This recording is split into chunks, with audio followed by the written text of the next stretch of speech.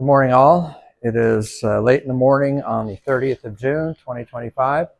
As you can see, I've got the car back on the ground. I just finished doing that a few minutes ago. But before I did that, I didn't like how the dipstick tube was fitting in the opening in the transmission. It just seemed like that O-ring at the end of it just wasn't snug enough. So I went and got a multi-pack of different sizes at Advanced Auto Parts and found one that fit better to my liking, and now it feels a lot better. Feels tighter, like it's not going to leak. I was worried the other one might leak. So I got the dipstick tube secured in there. Before I lowered it to the ground, I poured 5 quarts of transmission fluid in there and checked for leaks. Didn't see any, which is good. I think 5 quarts should be enough to tell me if I'm going to have a pan leak or not. I still got 8 more quarts. Supposedly this thing will hold, but I'll probably pour 2 or 3 more quarts in before I start the engine, just to let the transmission fluid circulate. And then keep checking the fluid levels. I've already taken the chains off of this, disconnected it from the intake manifold bolts. I just need to lift that out of there, get it out of the way. Finish tightening the intake manifold bolts back. Reconnect the upper vacuum modulator vacuum hose to the brake master branch, brake master booster, where it connects to. I think that's just about it. So we're getting real close to a start here and seeing what happens. All right, folks, as usual, I'm very nervous now because I'm at the point where I'm actually going to start the car. I've put in 7 quarts of fluid so far, and of course right now this stick shows over full, which I would expect. Hasn't been circulated through the transmission yet, so I'll add a lot more as it's running.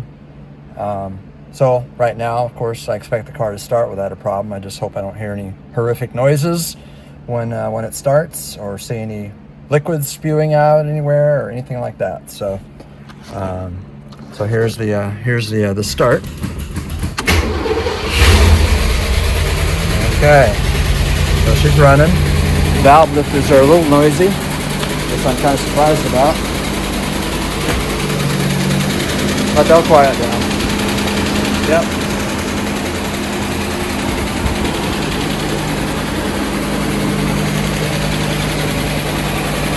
Alright. Guess I should have wheel touch installed. I shouldn't be letting it run wild like this, since I don't have a parking brake, especially. Boy, that is noisy. I'm kind of surprised to hear so much noise coming from the engine. That's definitely lifters though, so not from the transmission. That's the most important thing right now. So let's see, looking underneath. I don't see any fluid spewing out anywhere, so that's a good sign.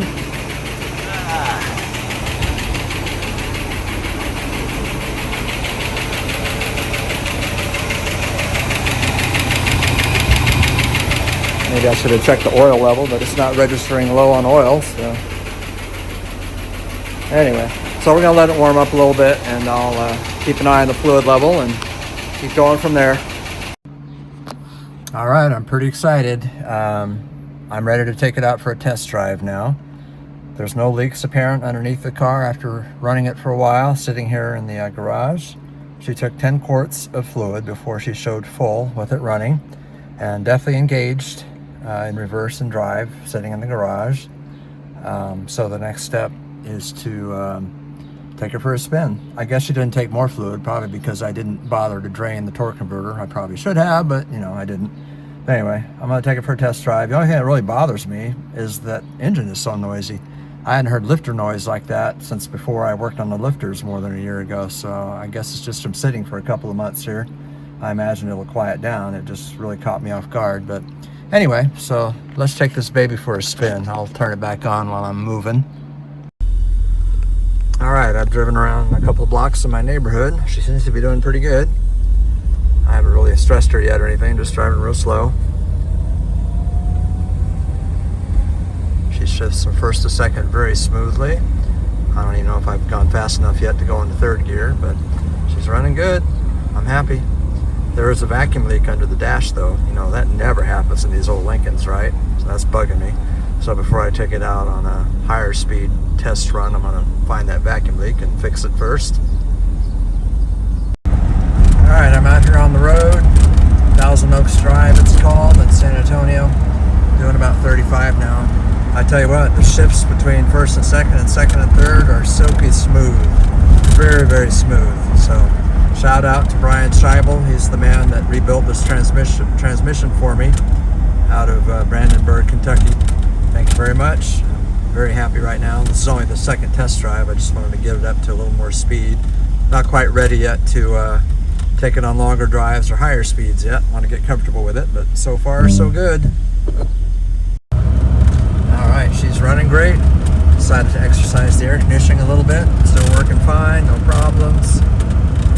So I'm just having a ball, just driving her around town a little bit here, getting her warmed up, stretching her legs a little bit. So I'll wrap it up with one last shot and get this thing uploaded.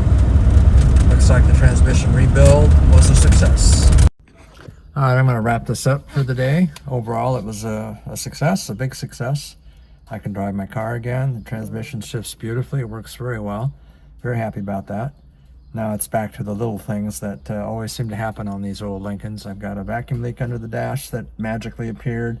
My windows stopped working unless I use the bypass switch. And there's some new noise under the hood I got to figure out. I don't know if it's coming from the transmission or what, but it's something new that I'll have to deal with. But anyway, you know, that's all part of owning one of these old cars. At least I can drive it again, so I'm really happy about that. Have a good day. Thanks.